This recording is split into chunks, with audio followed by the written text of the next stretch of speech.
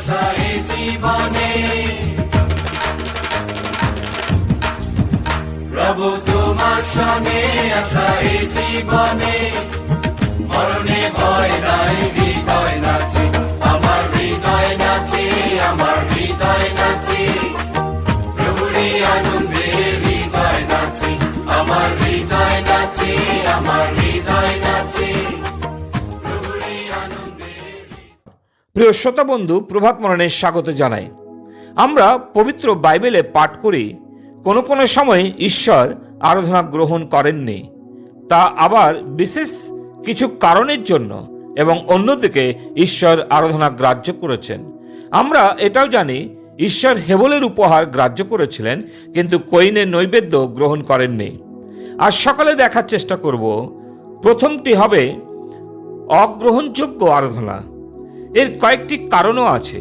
প্রথমত, মিথ্যা দেবতাদের আরাধনা, যার যাত্রা পুস্তক 34 অধ্যায় 14 পদে লেখা আছে, তুমি অন্য দেবতাদের কাছে প্রণিপাত করিও না, কেননা সদাপ্রভু স্বগৌরব রক্ষণে উদ্যোগী নাম ধারণ করেন, তিনি স্বগৌরব রক্ষণে উদ্যোগী ঈশ্বর। ঈশ্বর দ্বিতীয়বার 10 আজ্ঞা দেওয়ার পর তিনি মসির দ্বারা ইসরায়েল সন্তানদের আদেশ করেছিলেন যেন তারা মূর্তি পুজো না করে। ঈশ্বরের গৌরব যেন অন্য কোনো দেবতা বা মানুষের নির্মিত কোনো কিছুকে প্রদান না করে।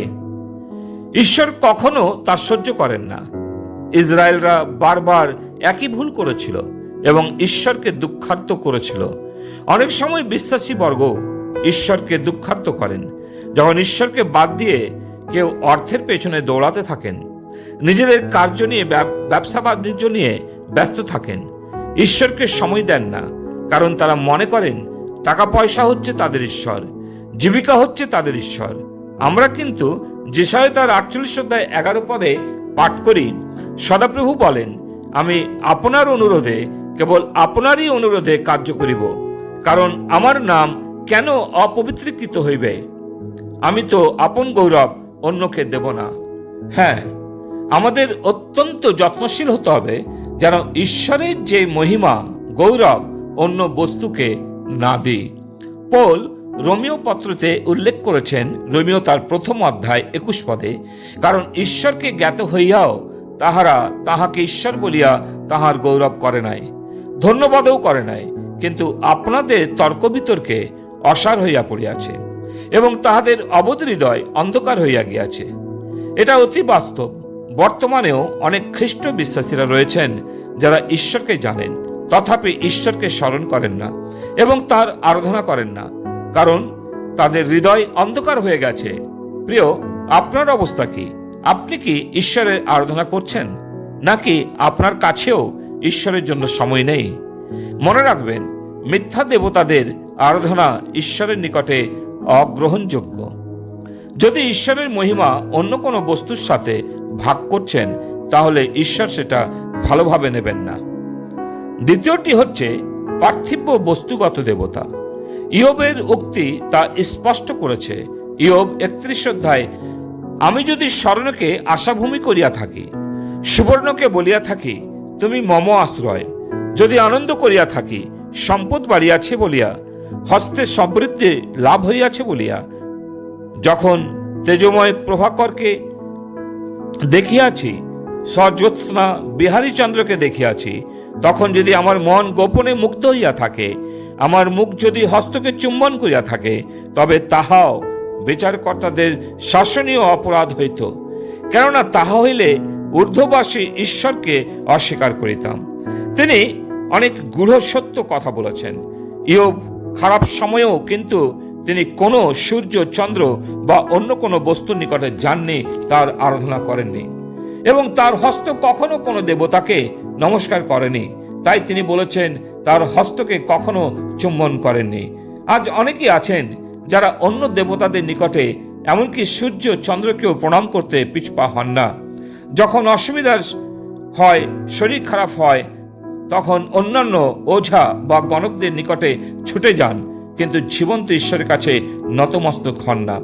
তাই যারা স্বর্ণ বা রৌপ্যের ভক্ত এবং যাদের মন কেবলমাত্র ধন সম্পত্তির মধ্যে পড়ে থাকে, ঈশ্বরের নিকটে তাদের আরাধনা অগ্রহণযোগ্য বলে বিবেচিত হয়। বাইবেল তা প্রকাশ করে।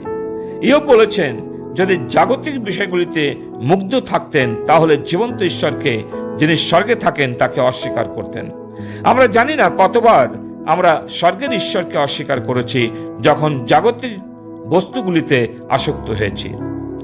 তৃতীয়ত, স্বর্গীয় অতিপ্রাকৃত দেবতা। দ্বিতীয় বিবরণ তার 4 অধ্যায় 14-15 পদে লেখা আছে, তোমরা যে দেশ অধিকার করিতে পার হইয়া যাইতেছ, সেই দেশে তোমাদের পালনীয় বিধি ও শাসন সকল তোমাদেরকে শিক্ষা দিতে সদাপ্রভু সেই সময় আমাকে আজ্ঞা করিলেন, যেদিন সদাপ্রভু হরেবে অগ্নির মধ্য হইতে তোমাদের সহিত কথা কহিতেছিলেন, সেই দিন তোমরা কোনো মূর্তি দেখো নাই, অতএব আপন আপন প্রাণের বিষয়ে অতিশয় সাবধান হও। প্রিয়, আজও অনেক খ্রিস্টান পরিবার আমরা কিছু নায়কদের ছবি দেওয়ালে দেখতে পাই, যাদেরকে বলে থাকে এটা নাকি যিশুর ছবি। এটা হাস্যকর এবং ঈশ্বর নিন্দা, কারণ আমরা স্পষ্টভাবে শাস্ত্রে পাঠ করলাম, ঈশ্বর যখন কথা বলছিলেন কোনো মূর্তি তিনি দেননি, কেউ তার মূর্তি দেখেনি। অতএব যেগুলোকে যিশুর ছবি বলে মনে করি সেগুলো মূর্তি পূজার সমান।